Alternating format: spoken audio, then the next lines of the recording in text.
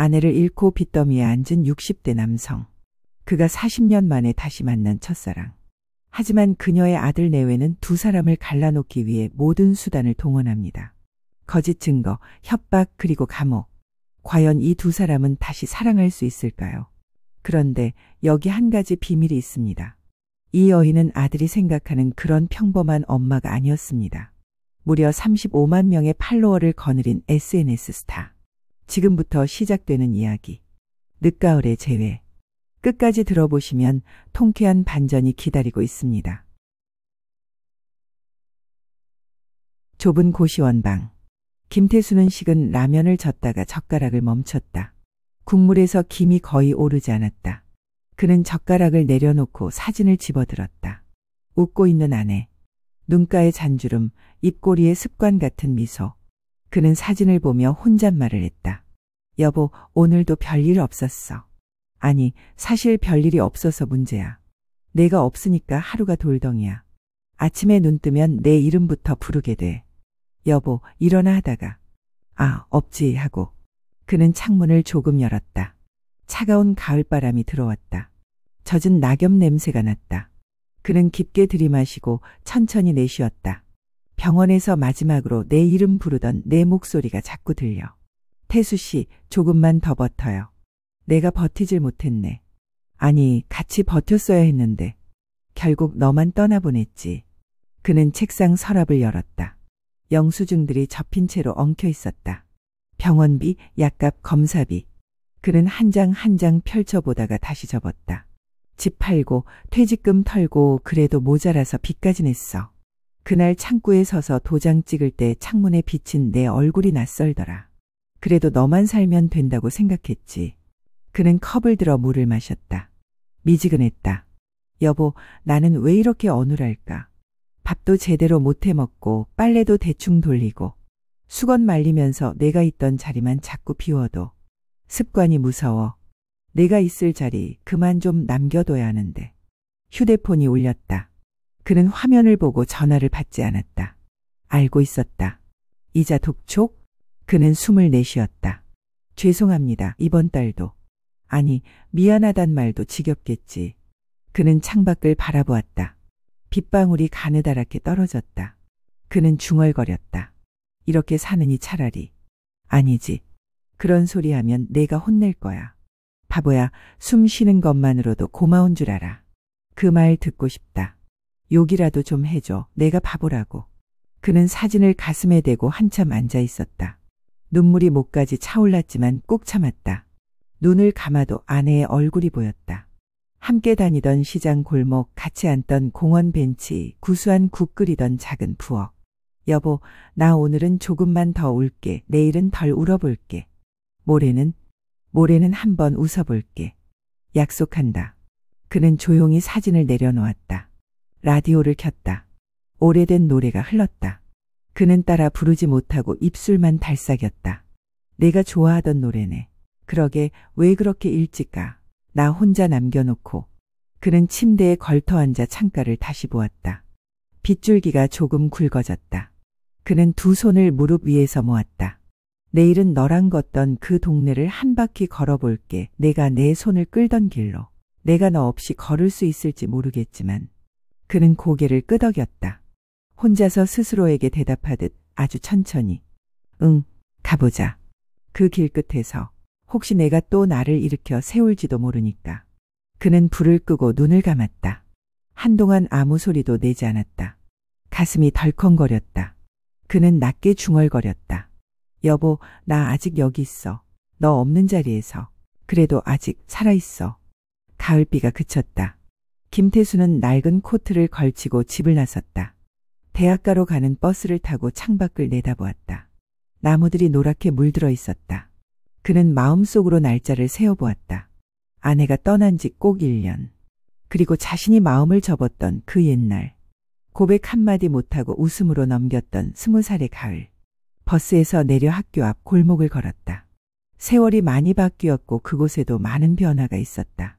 문구점 자리엔 카페가 생겼고 분식집 자리에 작은 꽃집이 들어왔다. 하지만 바람 냄새와 사람들의 발소리는 비슷했다. 그는 발길이 이끄는 대로 작은 카페에 들어갔다. 오늘의 커피라는 팻말 옆에 학생들이 붙여놓은 메모들이 있었다. 시험 망해도 괜찮다. 살아있는 것만으로도 반은 성공. 그는 작은 미소를 지었다. 자리에 앉아 창밖을 보며 컵을 두 손으로 감싸 쥐었다. 그때였다. 문이 열리고 누군가가 들어왔다.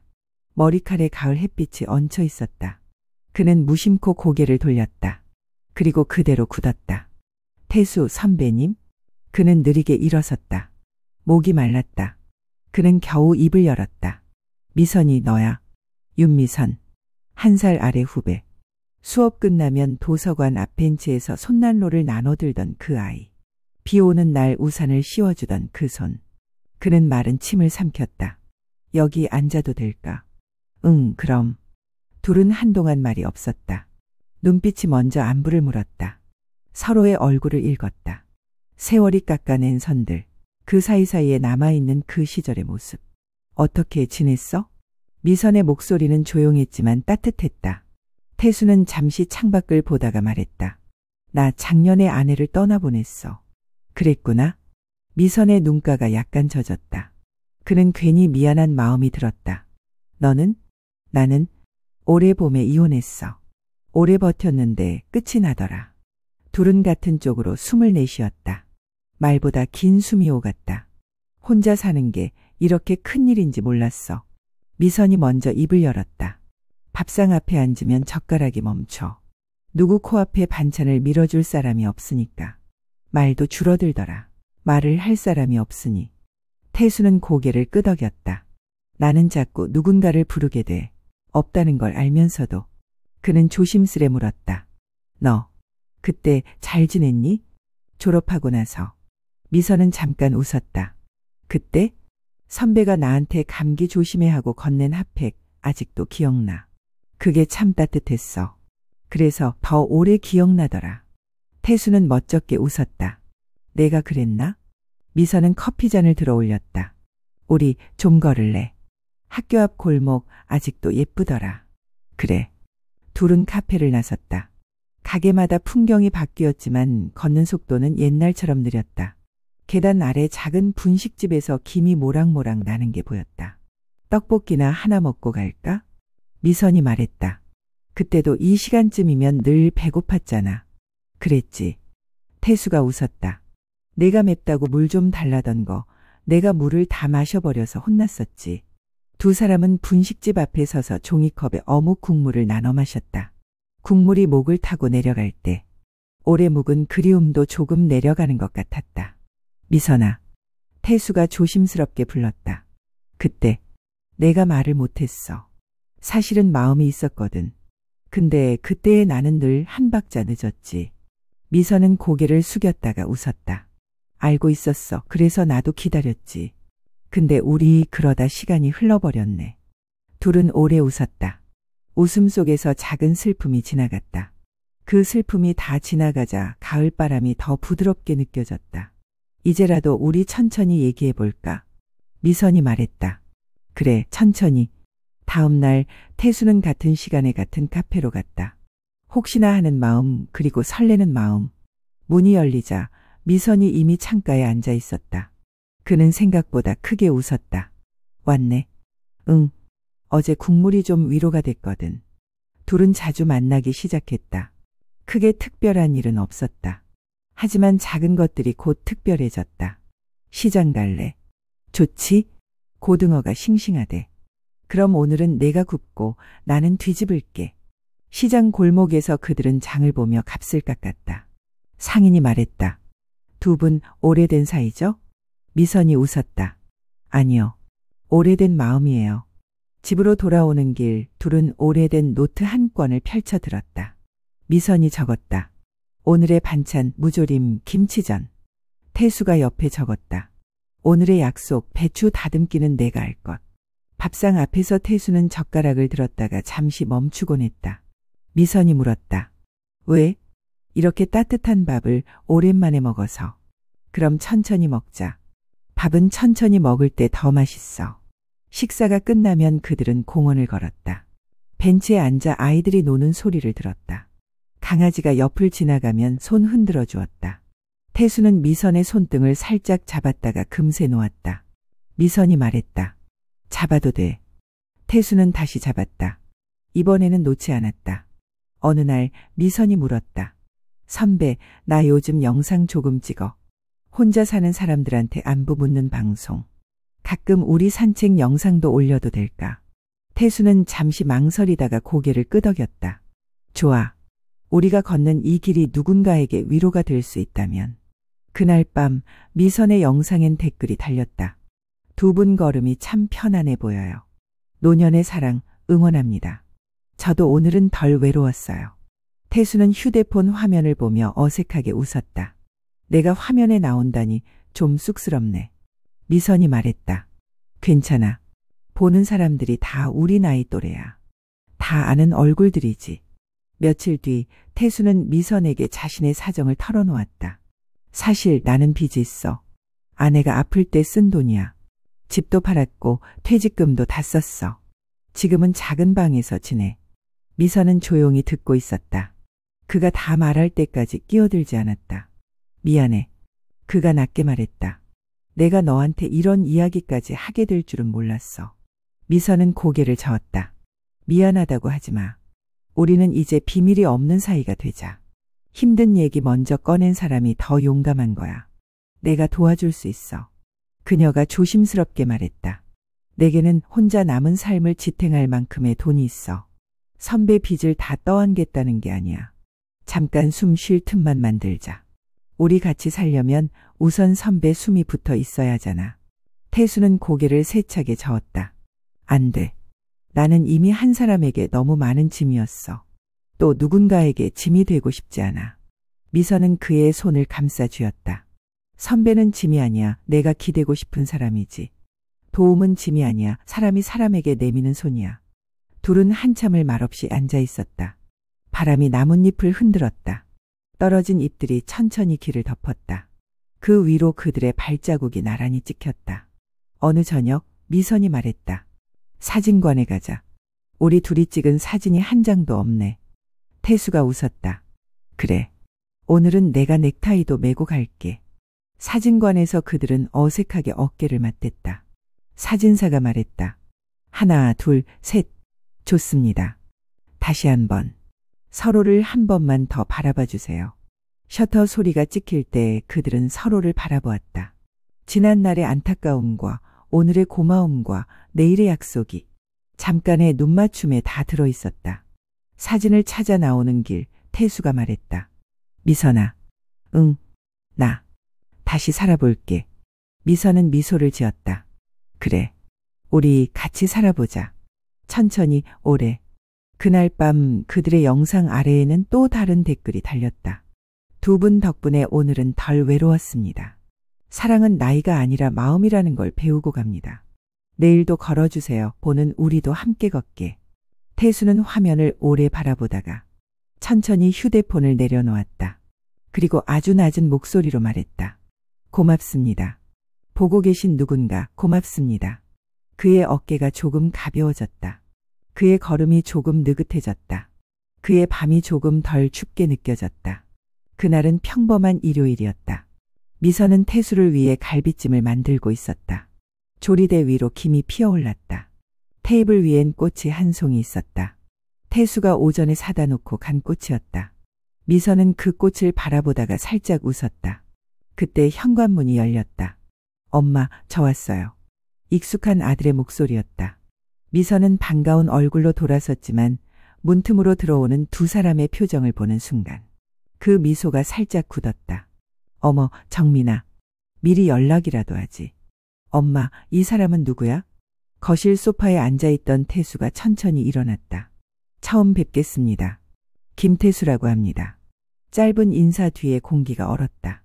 정민은 아무 말 없이 미선을 보았다. 엄마, 잠깐 나와보세요. 부엌 문이 닫히자 정민이 낮은 목소리로 말했다. 엄마, 저 사람 빚쟁이야. 인터넷에 다 나와 있어. 채무불이행자라고. 그게 무슨 상관이니? 엄마 인생이야. 상관 있지. 엄마 돈 노리는 게 뻔하잖아. 정민아, 그만해. 그 사람은 그런 분이 아니야. 며느리 수진이 끼어들었다. 어머니, 요즘 그런 사람 많아요. 외로운 여자 노려서 돈 빼앗는 사람들. 엄마는 순진하시잖아요. 수진아, 그만하자. 그건 엄마가 알아서 할 일이야. 그날 저녁 태수는 미선의 눈빛만 보고 상황을 알았다. 오늘은 이만 가보겠습니다. 그가 조용히 말하자 미선은 고개를 끄덕였다. 현관문이 닫히자 정민이 낮게 말했다. 저 사람 엄마 곁에 못 두게 해야겠어. 수진이 대답했다. 그래야죠. 안 그러면 엄마 재산은 저 사람 몫이 될걸요. 며칠 뒤 정민은 사설 탐정을 불렀다. 이 남자의 약점을 찾아. 뭐든 좋아. 엄마가 정신 차리게 만들어야 돼. 알겠습니다. 며칠 뒤 탐정은 사진을 들고 나타났다. 좋은 장면 잡았습니다. 봉투 주고받는 장면이에요. 정민은 그 사진을 들여다보았다. 태수가 친구에게 용돈을 받는 장면이었지만 사진 속에서는 돈 거래처럼 보였다. 좋아. 그걸로 충분해. 정민은 문자 메시지를 조작했다. 어머니, 급한 일 생겼습니다. 500만 원만 빌려주실 수 있을까요? 어머니, 1000만 원만 도와주시면 평생 잊지 않겠습니다. 문자 아래에는 김태수라는 이름이 찍혀 있었다. 그들은 가짜 증인까지 매수했다. 그 남자, 전에도 여자 돈 뜯은 적 있어요. 거짓은 빠르게 만들어졌다. 그리고 태수에게 전화가 왔다. 김태수 씨, 경찰서로 출두해 주십시오. 사기 및 공갈 혐의로 고소장이 접수됐습니다. 무슨 소립니까? 전 그런 일 한 적 없습니다. 윤미선 씨를 상대로 금품을 요구했다는 신고가 있습니다. 그의 항변은 짧았다. 사진, 문자, 증언, 모든 것이 그를 죄인으로 만들었다. 태수는 구치소로 끌려갔다. 철문이 닫히는 소리가 울렸다. 그는 바닥에 주저앉아 고개를 숙였다. 이게 대체 무슨 일이야? 누가 왜 나를? 그는 떠올랐다. 정민과 수진의 싸늘한 눈빛. 설마 그들이? 며칠이 흘렀다. 미선은 면회를 신청했지만 태수는 나오지 않았다. 면회 안 받겠습니다. 그 한마디가 그녀의 가슴을 쳤다. 집으로 돌아온 미선은 사진을 꺼냈다. 공원 벤치에서 웃던 태수. 재래시장에서 어묵을 먹던 태수. 사진 속 그의 얼굴은 따뜻했다. 그녀는 사진을 내려놓고 중얼거렸다. 이대로 무너질 순 없어. 그녀는 스마트폰을 켰다. 화면 속 자신의 SNS 채널. 팔로워 35만 명. 중년 여성들이 위로를 얻는 곳. 그녀는 수많은 댓글을 떠올렸다. 언니, 덕분에 오늘 하루가 덜 외로웠어요. 사람 냄새 나는 방송 고마워요. 그녀는 결심했다. 그날 밤 그녀는 영상을 켰다. 안녕하세요, 여러분. 오늘은 제 이야기를 좀 하려 합니다. 제가 사랑하는 사람이 누명을 썼어요. 그 사람은 착한 사람입니다. 누군가 거짓을 만들었어요. 혹시라도 무언가 아시는 분이 있으면 도와주세요. 채팅창이 폭발했다. 무슨 일이에요, 미선님? 우리가 도와드릴게요. 함께 진실을 찾아요. 그날 새벽 한 메시지가 도착했다. 미선님, 예전에 오셨던 빵집 사장입니다. 그날 이상한 남자가 가게 앞에서 사진을 몰래 찍더군요. 녹음도 있어요. 그 사람이 편집 다 끝났죠? 라고 말했어요. 미선은 손을 떨었다. 그게 정말입니까? 네. 목소리까지 분명히 들립니다. 그녀는 눈을 감았다. 됐어요. 이제 시작이네요. 며칠 후 저녁 미선은 다시 방송을 켰다. 제목은 가족에게 배신당한 한 여자의 이야기. 오늘은 떨립니다. 하지만 말해야겠어요. 제가 낳은 아들이 제 인생을 무너뜨리려 했습니다. 잠깐 정적. 그리고 댓글이 쏟아졌다. 말도 안 돼. 그 아들 인간이 아니네. 힘내요, 미선님. 이건 제 팬 한 분이 보내주신 영상이에요. 그녀는 영상을 재생했다. 편집 다 끝났죠? 오늘 밤엔 언론에도 흘려야 합니다. 탐정의 목소리가 들렸다. 순식간에 채팅창이 불탔다. 증거 조작이다. 경찰에 제보합시다. 이제 진실이 드러났네요. 미선은 눈물을 닦았다. 여러분이 있어서 버틸 수 있었습니다. 이제 제가 바로잡을 차례예요. 그날 방송은 조회수 100만을 넘겼다. 신문 기사들이 속속 떴다. SNS 스타 미선 가족의 배신 폭로. 거짓 증거 조작 정황 포착. 다음 날 미선의 팬들이 움직였다. 정민과 수진이 운영하던 레스토랑 앞. 수십 명의 사람들이 모여 있었다. 가족을 팔지 마라. 어머니를 울린 자, 양심은 어디 있나. 피켓에는 커다란 글씨가 적혀 있었다. 진실을 조작한 레스토랑, 우리는 외면합니다. 뉴스 기자가 마이크를 들이댔다. 지금 이곳은 SNS로 확산된 가족 누명 사건 현장입니다. 한 중년 여성이 인터뷰했다. 저 미선님 방송 매일 봐요. 우리 나이엔 돈보다 마음이 귀한데 자식이 그걸 짓밟았잖아요. 그래서 이렇게 나왔어요. 리뷰창엔 댓글이 폭주했다. 여기 가지 마세요. 가족을 이용한 사람들의 음식 먹고 싶지 않습니다. 양심을 되찾으세요. 정민은 식당 안에서 전화기를 쥐고 소리쳤다. 누가 이런 걸 퍼뜨린 거야. 수진이 창백한 얼굴로 대답했다. 뉴스에도 나왔어. 자식의 배신 SNS로 드러나다. 이제 다 끝났어. 며칠 뒤 경찰이 도착했다. 윤정민 씨, 이수진 씨, 허위 증거와 명예훼손 혐의로 출석해 주십시오. 정민은 다급히 말했다. 그건 탐정이 한 짓이에요. 기자가 외쳤다. 탐정을 고용한 게 본인이시죠. 녹음이 나왔습니다. 정민은 말없이 고개를 숙였다. 그날 밤 뉴스 속보가 흘러나왔다. 사설탐정 증거 조작 사건. 의뢰인 윤정민 부부로 밝혀져 법적 처벌 불가피. 법정 안 카메라 플래시가 번쩍였다. 판사가 판결문을 읽었다. 피고 윤정민, 이수진은 허위 증거 제출 및 명예훼손 혐의로 징역 1년에 집행유예 2년, 피해자 김태수 및 윤미선에게 손해배상금을 지급하라. 기자들이 웅성거렸다. 정민이 마이크를 잡았다. 엄마 미안해요. 제 욕심이 모든 걸 망쳤어요. 미선은 단호한 눈빛으로 말했다. 사람은 실수할 수 있어. 하지만 가족을 팔아선 안 되지. 법정안이 조용해졌다. 누군가 천천히 박수를 쳤다. 그 박수는 곧 모두의 박수가 되었다. 그날 저녁 미선의 방송엔 댓글이 쏟아졌다. 진짜 통쾌했어요. 속이 다 뻥 뚫리네요. 미선님 같은 어른이 있어서 세상이 따뜻합니다. 태수가 화면을 보며 웃었다. 이게 다 미선 씨 덕분이에요. 미선이 고개를 저었다. 아니에요. 세상이 늦게라도 우리 편이 돼준 거예요. 며칠 뒤 가을이 깊었다. 낙엽이 바람에 흩날렸다. 카페 창가에 앉은 두 사람. 따뜻한 커피잔에서 김이 올랐다. 이제 우리 좀 편하게 살아볼까요? 그래요. 인생이 이렇게 다시 웃어줄 줄 누가 알았겠어요. 그래도 난 아직 인생이 아까워. 왜요? 이렇게 좋은 사람을 내가 너무 늦게 만났잖아. 늦게 만나면 어때요? 이제라도 만났잖아요. 창밖으로 햇살이 노랗게 번졌다. 미선은 커피잔을 들며 미소 지었다. 가끔은요, 선배. 늦가을에도 봄이 오더라고요. 그래. 그 말 참 좋다. 둘은 한참을 말없이 앉아 있었다. 그냥 바람소리, 사람들 웃음소리, 잔소리. 그 모든 게 평화로웠다. 여보, 나 이제 괜찮아. 태수의 마음속에서 그 한마디가 들리는 듯했다. 그는 미선의 손을 꼭 잡았다. 고마워, 미선아. 당신 덕분에 다시 살아났어요. 그녀가 웃으며 대답했다. 우리 이제 살아봅시다. 천천히, 오래. 그들의 웃음이 석양 속으로 번졌다. 사람은 사람으로 인해 무너지고 사람은 사람으로 인해 일어난다. 진실은 소리치지 않아도 드러나고 사랑은 늦게 피어도 지지 않는다.